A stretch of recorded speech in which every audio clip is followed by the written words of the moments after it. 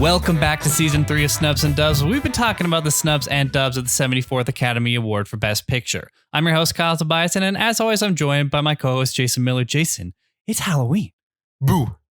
Oh, I'm sorry, listener out there.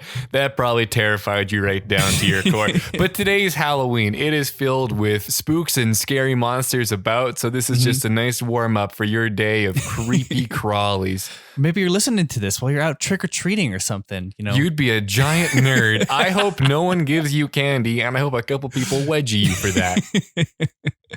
But it is the season. Did you watch anything in the last week? The only thing that I remember watching, though I have a nagging feeling that I'm missing something, is that you and I, after recording last week's episode, we went to go hang out with our good friend Michael Myers and see how he died in Halloween Ends. Yeah. I guess might as well just get into spoiler world, because if you've cared to follow the Halloween saga this far and don't care about I don't know. I feel like if you don't care about the series, you're not going to watch it and don't care about spoilers. Yeah. Plus, in 20 years' time, they're going to reboot it and say that this isn't canon anymore. Of course not. Jamie Lee Curtis is going to be like 90 or something, and they're going to still be chasing her down. So, yeah. And she's still going to be the only thing pulling money into this goddamn franchise. So spoiler-filled thing. He dies. Yeah. It's Halloween Ends. That makes sense. Yes. He does not die in a way that I would call satisfying or good, though. Because if you remember from the movie, immediately before this, the whole town shows up, stomps his ass. They hand him a beating. Yeah. It is merciless. I can't remember the last time one city has banded around killing a person before to that extent, but they fail because extreme violence does not kill Michael Myers. Yeah. Until extreme violence kills Michael Myers and Halloween Ends. He just like gets cut and then he dies. It's stupid. They put him in like a wood chipper that like, or not a wood chipper, some. It was like a metal grinder thing. Yeah. Fucking, I don't care. The Michael Myers grinder. That's the only thing it's good for. But they show it off in the beginning of the movie. So you're like, oh, they're going to put him through a grinder. And then you waste 80 minutes of your life and then they put him through a grinder. Yeah. Yeah. But the weird thing about this movie is it was not necessarily about Michael Myers as the villain for like 80% of it. No. There's this other guy, this random guy named Corey, who like, I kind of, in concept, liked the idea of what they were going for, of having the town and certain people in particular be affected so much by the anxiety and the fear and the hate that Michael Myers has created that certain people are driven to more violence and replicating that behavior. But they also wanted to try and do Jamie Lee Curtis finishes off Michael Myers in the same movie. So it was clearly like a couple different visions, and it makes sense that there were so many writers on it because I think all of them had a different idea about how Halloween should end because certain people had cool ideas about if Michael Myers had died in the last movie, where this movie could have gone. It could have been interesting if he was dead, but then people still continued in like his legacy. But then, that's exactly what I was hoping for and thought would be a better ending in the aftermath. I was thinking like this would have been a better movie if he was like, it would have actually made the ending of the last movie worthwhile. Yeah. If that did kill him, it was just shortly after that movie ended. So no one knows that he's dead. And now everyone thinking that there's still monsters lurking has turned them into monsters that do the killing. And the resolution's them realizing that he's dead and it's just them causing their own sadness and grief. Yeah. But no, this time slashing his neck kills him. Yeah. This time she really believed in the power of murder enough to pull it off. And they try to do, it was like some Jigsaw shit because Jigsaw did the thing where there's like a protege of the main criminal going around doing the murdering. But in this movie, he also dies. Yeah. Unsatisfactorily because he dies in a decently satisfactory way. Yeah. And then is briefly revived to die in a worse way. Well, it's like it was never clear on like the mythology of Michael Myers. And I get that they probably want to leave it ambiguous. But if Michael Myers has been able to survive so much shit and you are expected to believe it's been like 4 years that this man has survived all of these wounds and like his body's been chopped up. He's been stabbed in the throat. Like he's got fingers off and like he's living in a sewer. What is he eating? How is he surviving? You'd think Nobody knows. Man goes to a donkey restaurant all day with how much ass he's been served over his lifetime. Yeah. And so like you have to kind of believe there's some sort of supernatural element attached to the act of violence that he's committing, and that somehow he is being rejuvenated by killing people. And it was an interesting concept if that was being passed to Corey, and that's why Corey was not dying on the first time, but they just committed to killing Corey and Michael anyways. Yeah. Which is like, I don't know. It would have been interesting and obviously franchise potential continuing if they had kept Corey alive and kind of built on that mythos. Yeah. Then to like, and you know, you can kill Michael, but then, oh, maybe this guy's going to take on the legacy of whatever. And then we have Halloween Returns in the next few years or something. I don't know. Not to say that I didn't want that. It just feels like they had a good idea for one movie, but they were like, nah, franchise. Like we need a trilogy. Oh, and so easily. they absolutely milked it. And they got out a couple of more things that they wanted to get out in Halloween Kills. And then this was just kind of a completely new idea. Yeah. But they still had to mix it in with this trilogy. So I don't know. It was just messy. I think in summary, this movie was lame, but if you've made it this far, you know that. You're prepared for that. So it's fine. If you've liked the ones before enough to go back for this one, you're going to have a good enough time. Yeah. And there was only like one good sequence of killing. That was kind of it. Yeah, they had more fun kills in the one before this. Yeah. Like this one was kind of, there was one scene, I don't even want to ruin it because it's kind of the only real value of the movie is the kills. There's like one scene where you know it. It's where Corey first starts going off and there's some decent ones in there. But yeah, I don't know. It's Halloween ends, baby. Michael Myers is dead. Do you think they're going to do more?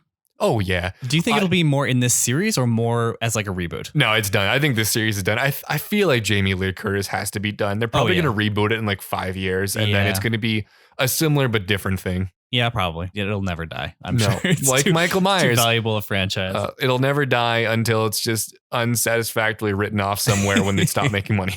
Yeah. But you didn't watch anything else? Not that I remember. Okay. So no. Well, I have to go revisit the score that I gave this for my rewatch, but I rewatched Scream. Oh, interesting. Almost like a year later, girlfriend Molly and I have been getting to introduce her to some slasher-y type horror movies. And so I put on Scream because I know it's quality.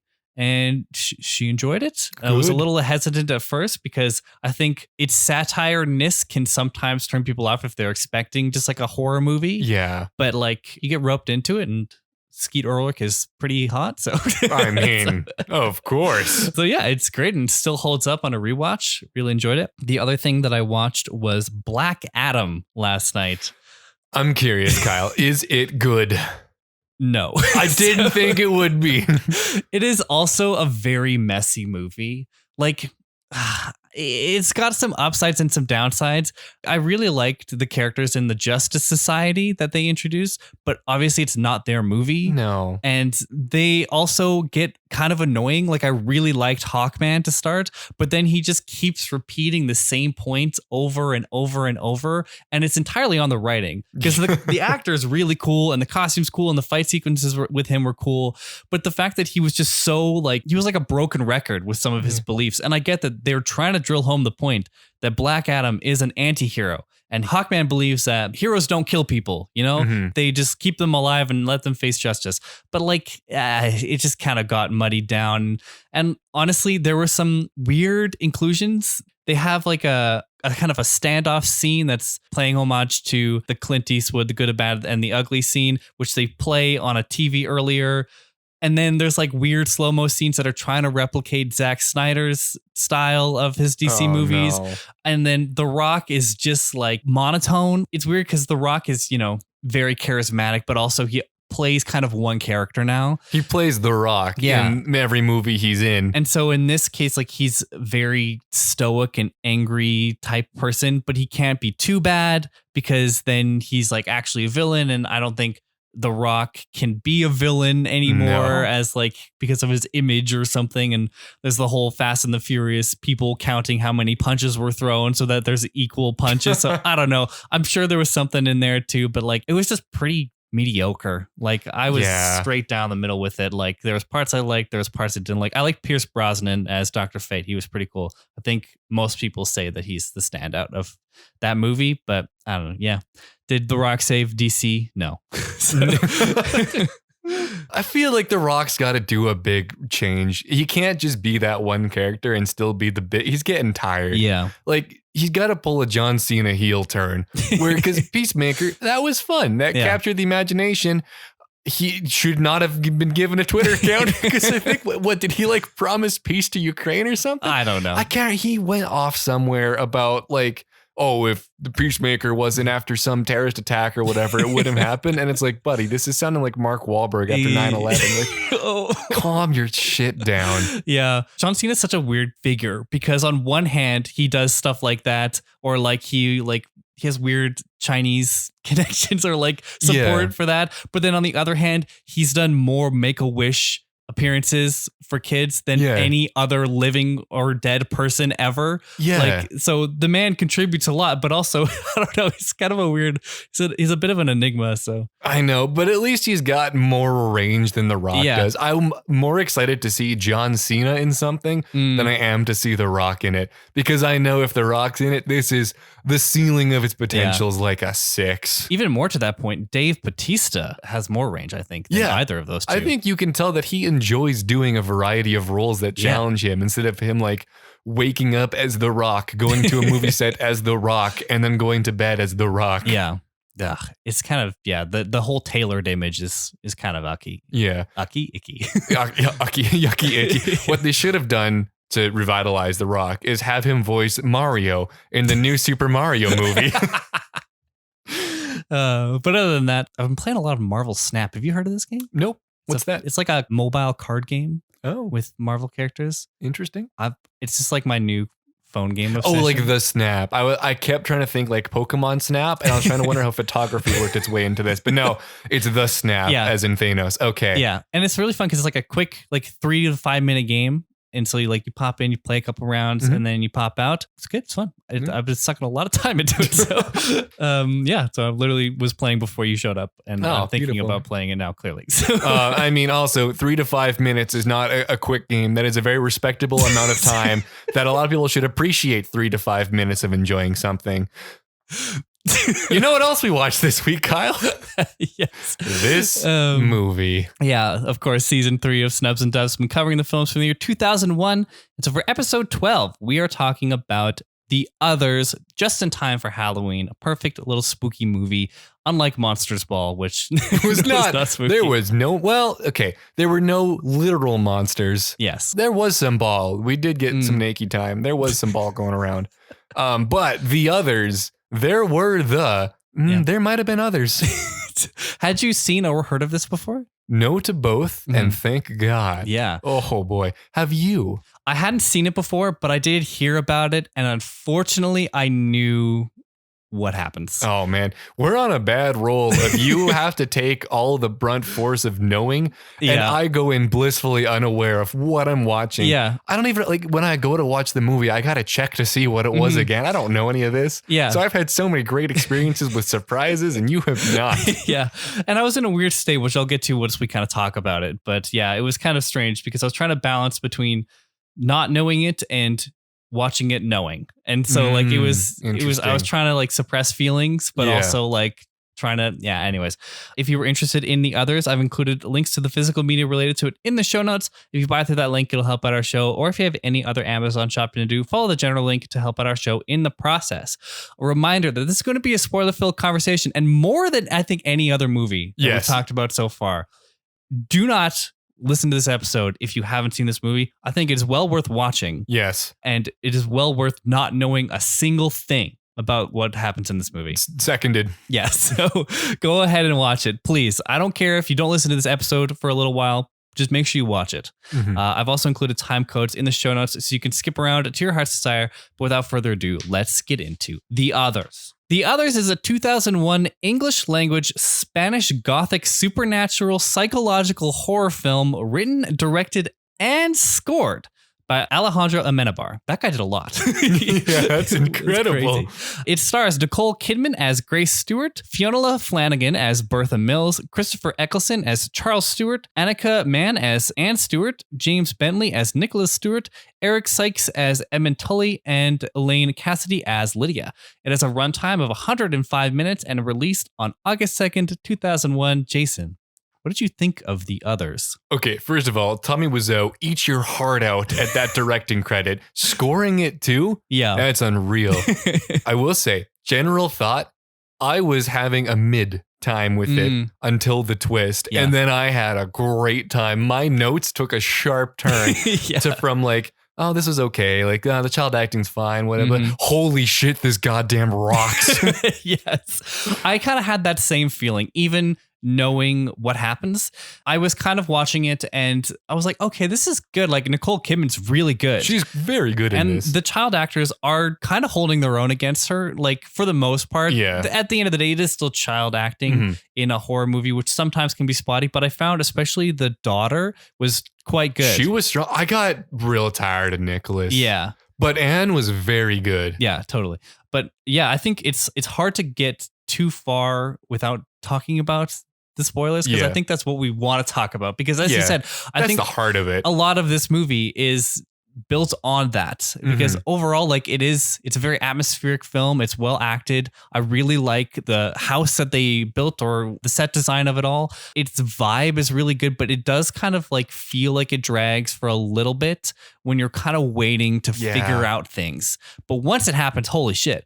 But anyways, should we go through the plot? Let's get through the plot so we can get to the good shit and then drop some bombs. Sure. So Jason's going to read straight through the plot. If you don't need the refresher because you have watched it already, please skip right to discussion by following the time codes in the show notes. But here's The Others. In 1945, Grace Stewart awakens one day from a nightmare in the immediate aftermath of World War II. She lives in a remote country house in Jersey, a Channel island formerly occupied by the Germans. She is with her two young children, Anne and Nicholas, who have an unspecified disease characterized by photosensitivity.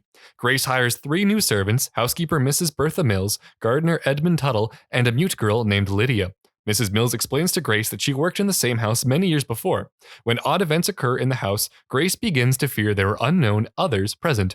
Anne claims to have seen a group of people in the house several times, a man, a woman, an old woman, and a child called Victor, who claim that the house is theirs. After Grace hears footsteps and unknown voices, she orders the house to be searched. She then finds a 19th century photo album containing photographs of corpses. When Grace asks Mrs. Mills about her previous experience in the house, Mrs. Mills recounts that many left due to an outbreak of tuberculosis. At night, Grace witnesses a piano playing itself and becomes convinced that the house is haunted. She runs outside in search of the local priest to bless the house. Before leaving, Grace instructs Tuttle to check a small nearby cemetery to see if a family has been buried there with a little boy named Victor. Tuttle finds the cemetery but covers the gravestones with leaves at the order of Mrs. Mills, who assures him that Grace will learn the reasons behind the unexplained events in due time. Outside, Grace runs into her husband, Charles, who she thought had been killed in the war. Charles greets his children after a long absence but is distant during his short stay at the house. Later, Grace checks up on her daughter, Anne, whom she has left to play in a spare room. Instead, to her horror, Grace finds an old woman on the floor in the room wearing her daughter's communion dress, veiled down. The old woman claims in Anne's voice, "I am your daughter." Frightened, Grace attacks the old woman only to find that the old woman is merely an illusion, and Grace has inadvertently attacked her own daughter. Later, Anne tells her brother that their mother has gone mad in the same way she did that day, but he does not recall. Charles says he must leave for the front, even though Grace claims that the war is over. The two embrace and lie motionless together in bed. The next morning, Charles has left, and the children are screaming that the curtains are gone, thus letting in the sunlight. Grace accuses the servants of having removed the curtains against her wishes and expels them from the house. That night, the children sneak outside and discover the headstones in the cemetery belong to the recently banished servants. The children run away in fear when they turn to see that the servants are approaching them toward the cemetery in the foggy dark of night. Meanwhile, Grace finds a photograph that has slipped out of the book of the Blue Dead and fallen onto the floor under some furniture. The photograph displays the corpses of the 3 servants, Mrs. Mills, Tuttle, and Lydia, who perished during a tuberculosis outbreak in 1891. The children run upstairs and hide in the bedroom where they are discovered by the other elderly woman. Mrs. Mills returns to the house and tells Grace to go upstairs and talk to the intruders. Grace discovers that the old woman is in fact a medium in a seance with Victor's parents, who has found out via automatic writing that Grace smothered her children to death with a pillow in a fit of despair before committing suicide.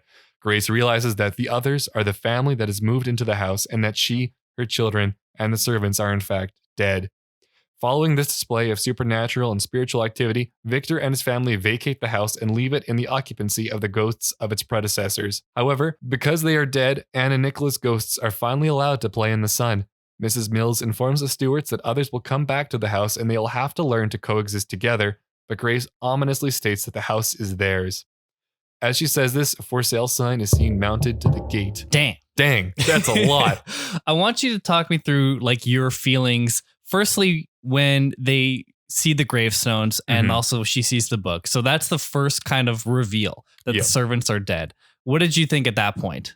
Okay, so I want to back this up to when they first buried the gravestones under leaves, when Grace goes to get the priest and they start burying the gravestones. Like, okay, the servants, they're dead.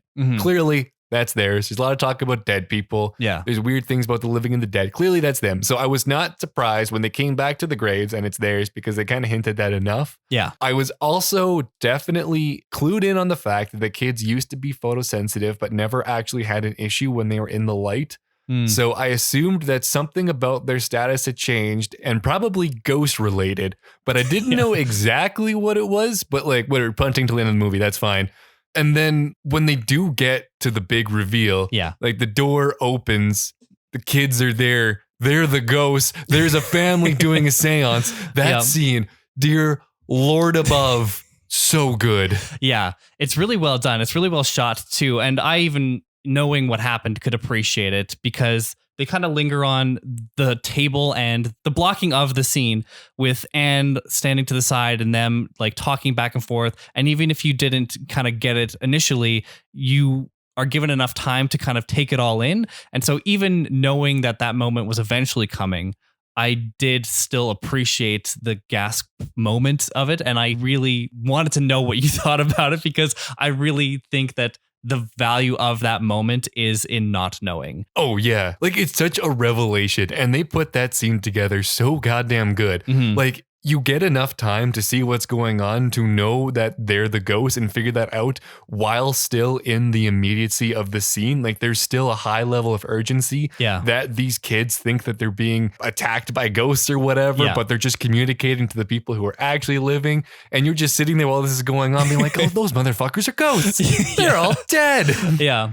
And it does feel like sometimes the movie was kind of building to that moment. And that moment did need to be well executed for, I think, the whole movie to really feel good. Because I think a large majority of the positive review that you're going to get out of this movie isn't just from, like, obviously it's well made, it's well crafted, well directed, well acted.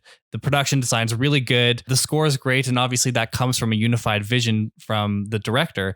But a lot of your enjoyment of it will come from if you can make it to that moment and obviously accept and be excited by it.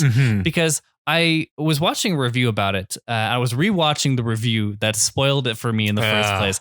They were talking about how in that time, because The Sixth Sense had come out recently, the kind of idea of a plot twist where somebody was dead all along did kind of seem trendy in popular culture. Oh, I didn't even think about that timing wise. Yeah. And so this twist could have felt contrived in a way and also repeated because of The Sixth Sense being only a few years earlier. I think even 2. I think it came out in 99. And so for this to come out 2 years later and have a kind of similar twist, and especially with it hinging on the entire movie being that plot twist, it could have been like, oh, really? Like another one of these again. But I think because we have a healthy amount of distance from that, I think if you watch this now, even with The Sixth Sense also existing and having an effective use of that plot twist, it is kind of easier to digest that and also more fun, I think, still, when you take it out of that pop culture moment. And I think like one thing that maybe could have made it a little bit more interesting is to put like more scares and high tension moments in the movie.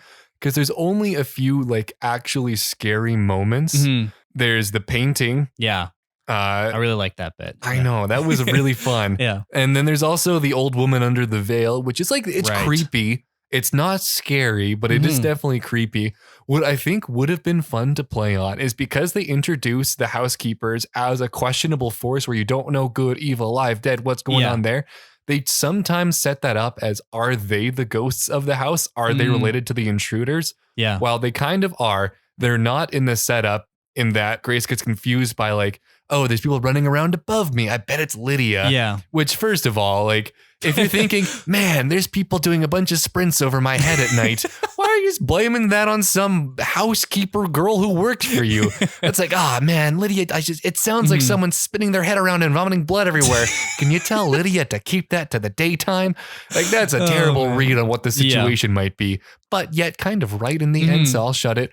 But what I think they could have done is had more interactions between Grace and her kids and the family, and then frame that as a who's doing it kind of scenario. Yeah. Because I think they can lean more into, if the family noticed that there were ghosts there, they would probably try to do more to get rid of them. Yeah. So maybe have more scary interactions where someone's like, I don't know, slapping things around, screaming to get out of the house, even though you might read that as the ghosts trying to tell the family to get out, but actually it's the family trying to tell the ghosts to get out. Yeah. And I think they could have worked on that a bit more to put more scares into it. I agree. But there's never a single cheap scare, and I always appreciate that, so I'm not going to ride that too hard. Yeah, it is definitely more of an atmospheric movie. It's more of a mystery than a horror. It's just like a supernatural mystery. And I do appreciate that, but I also agree that I think the whole midsection leading up to those reveals might have been more engaging if there were more kind of horror elements to it, and or like even just like playing on classic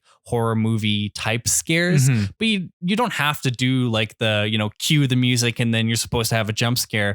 But when she was looking at the piano, like I thought for sure that you might see somebody. Yeah. Because in ghost movies, you do see the figment of the ghost sometimes, like the figure. And so it would have been interesting if she saw like a piece of the man leaving, and not even just like the whole man, but just like his foot as he left the piano room. Yeah. That would have been more terrifying, and also kind of in line with that painting shot as well. Because it's like a shot. It's not like a whole like scare moment. It's just you're seeing the horrifying thing, but it's not telling you that you need to like jump up and scream and pee your pants or something. Yeah. It's just showing you what's terrifying and why these characters are scared and encouraging you along, which I thought should have been a little bit more fun. That's like the only kind of spot that I really feel the movie needed a little bit more energy was in that buildup. But it uses that reveal moment effectively enough that you can kind of forgive it for being a little slow at times building up to that. But in those times, like Nicole Kidman is great.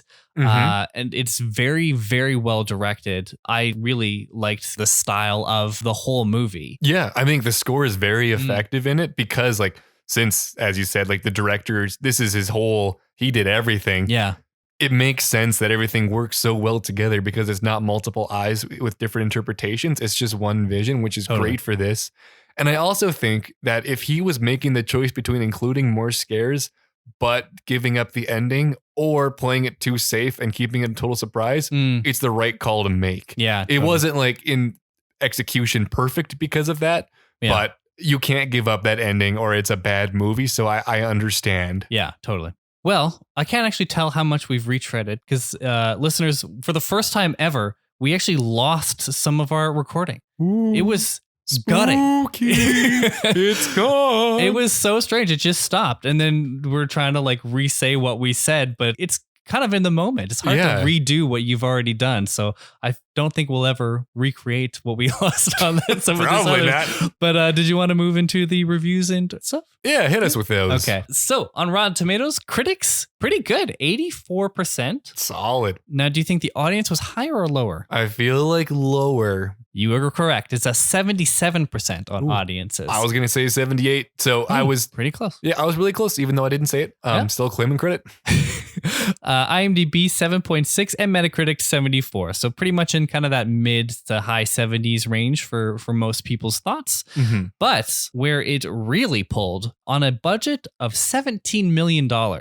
So actually pretty modest. Yeah. It made $207.7 million at the worldwide box office, landing it at number 18 for the year. So I'm surprised. I wouldn't have thought a movie like this had pull like that. I kind of thought this would be a forgotten one that maybe came to relevance later, but had a longer life of shorter highs and not as low lows. But no, that's a really big pull. So good for the others. Totally. And it's weird that I hadn't heard of it before like a few years where I saw that review and you hadn't heard of it at all. At all. Because, it's quite successful and financially and even critically, like pretty well acclaimed. And it's got Nicole Kidman, great star, but it's kind of disappeared. But also it's not easy to watch here. Like we had to rent it, which, sometimes when it's not streaming, it's harder to find this movie. Yeah. So hopefully it ends up on a streaming service sometime soon, because I think a lot of people should check this out. What do you think about our scores? Should we do them?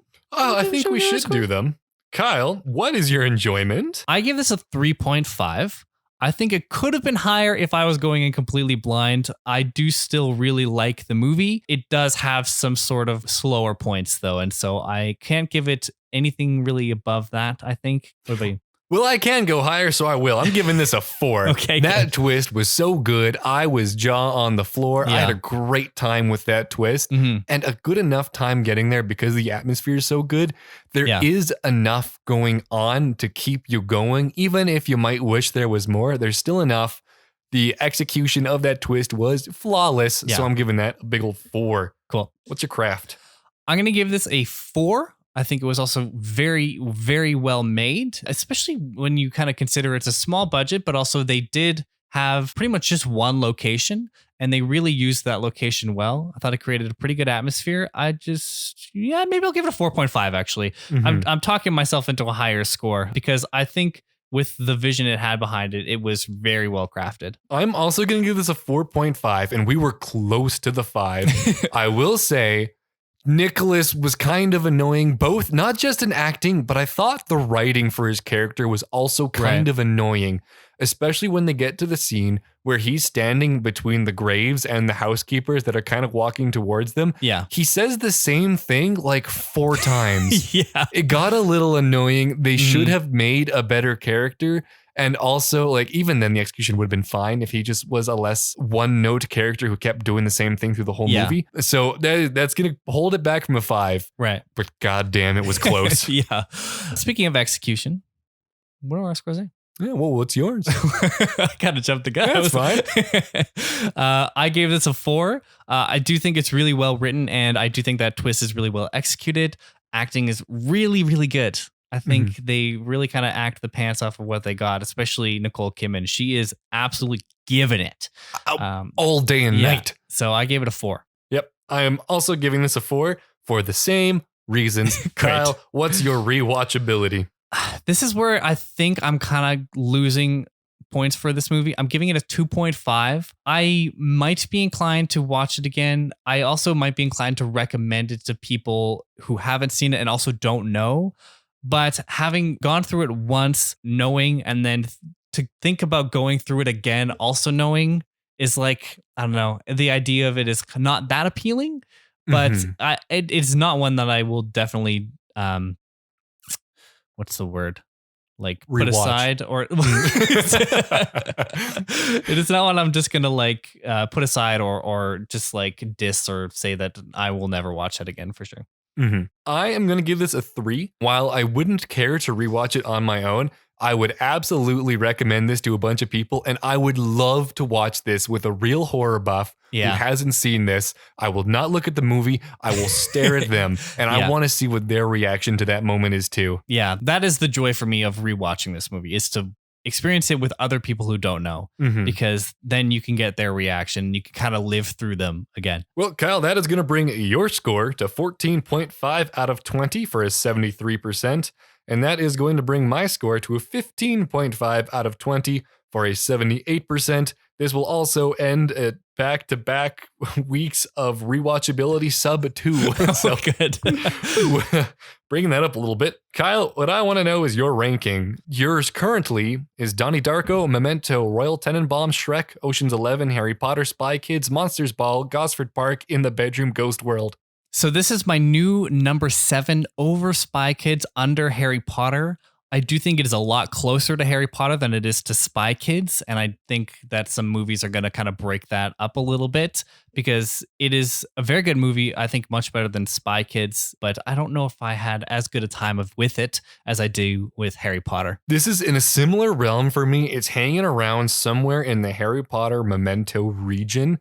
I think for now, I'm going to play it safe, and this is going to be my new number 5. It's going to go between Harry Potter and Memento, but I'm going to need to think on that one when it comes time for the very end of that, because we could be moving, we could be shaking. I am not sure at the moment, but that is going to bring my ranking to Donnie Darko, Royal Tenenbaums, Shrek, Memento, The Others, Harry Potter, Ocean's 11, In the Bedroom, Spy Kids, Gosford Park, Ghost World, Monsters Ball. Great. Should we move on to fun Letterboxd reviews, though?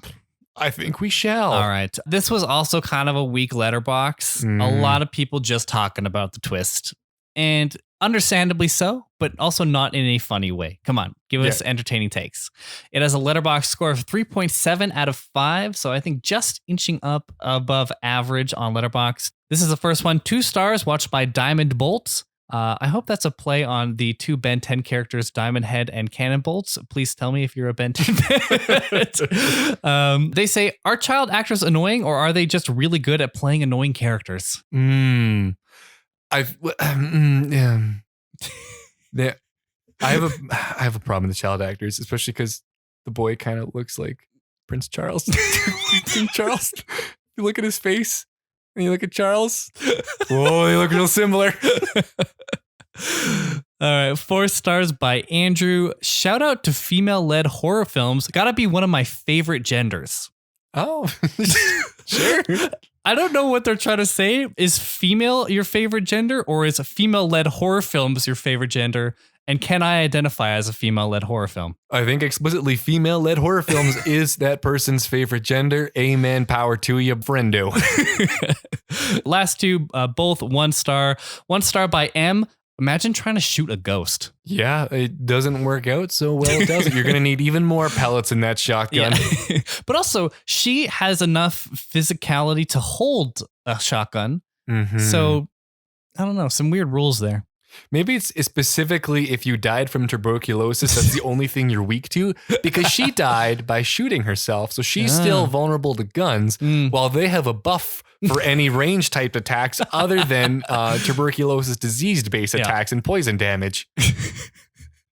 Can we hear your stats breakdown for the... the kids are weak as fuck to pillowcases, so they should stay out of bed a lot longer than they are. Our last one, 1 star by Benny Dubs. Super hate scary movie. Won't sleep tonight. # super tired tomorrow. It's not even scary. It's really not spooky. Unless you're terrified of paintings for some reason. Oh, he might be, though. Oh, he might be. All right. Academy Awards. What do you think? Did it do anything? This had enough money that I feel like it probably should have got some buzz. Maybe lead actress for Nicole Kidman? Well, unfortunately, to this day, the Academy Awards has yet to recognize phenomenal horror performances. So no, it didn't give any attention to The Others. The Others did get a lot of attention at the Goya Awards, which is essentially the Academy Awards for Spain. It was nominated for 15 and it won 8. Those 8 were Best Sound, Production Design, Production Supervision, Editing, Cinematography, Director, Original Screenplay, and Best Film. This actually makes it the first ever film to receive the Best Film Award at the Goyas with not a single word of Spanish spoken in it. Interesting. However, the script was originally written in Spanish by Alejandro Amenábar and then translated into English. Even more interesting. Yeah. I mean, a lot of the ones that it got recommended for there, I could have seen an Oscar nomination for. A lot of them. Well, the BAFTAs actually nominated it for Best Original Screenplay and Best Actress for Nicole Kidman. Good. And the Golden Globes nominated Nicole Kidman for Best Actress in a Motion Picture Drama. So there was some attention to her at the major awards. It also won 3 Saturn Awards, was nominated for 6. It won Best Horror Film, Best Actress, and Best Supporting Actress for Fiona Flanagan. It was nominated for Best Director, Best Writing, and Best Performance by a Young Actor for the actress that played Anne. So I didn't win those ones, but the other three, it did. Any of that surprise you? The only thing that's surprising me was no Oscar looks. It deserves something, but the rest, I'm glad that it did get appreciation elsewhere. I'm definitely going to be keeping Nicole Kidman in my consideration for the end of the year. And also because screenplay has kind of seemed a little bit weak so far, I might have that just floating around the realm. It's pretty effective screenplay. That's true. I'm always just kind of considering Nicole Kidman. Yeah. At any moment, I'm considering her. Okay. Well, we'll get into interesting facts because some of them are about Nicole Kidman. Nice.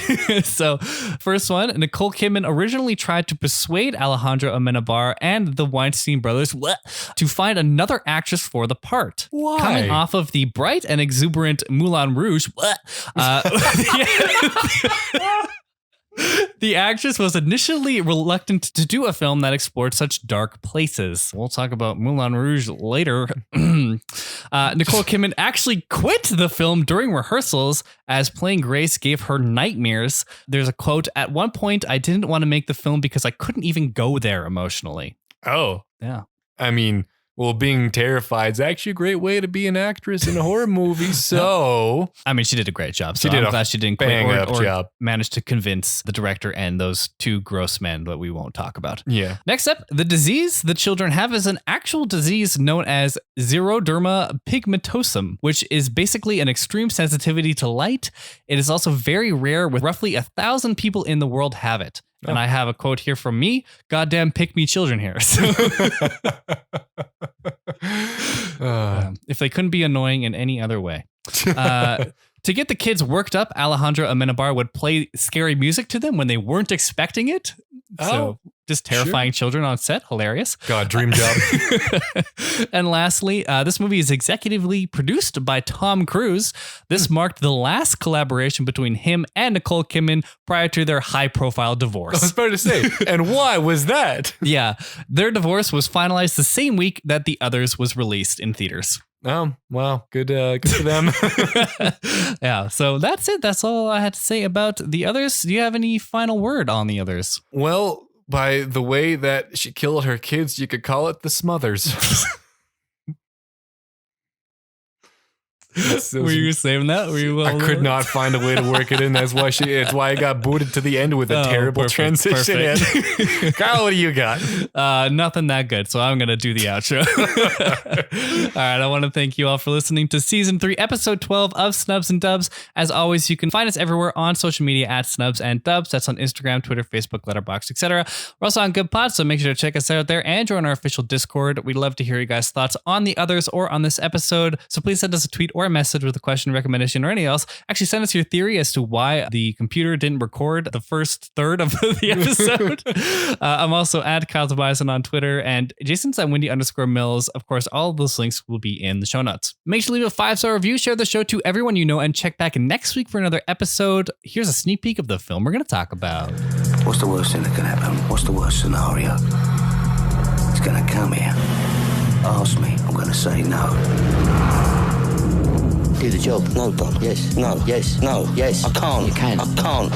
Don't do this. Do what? What am I doing? This. This what?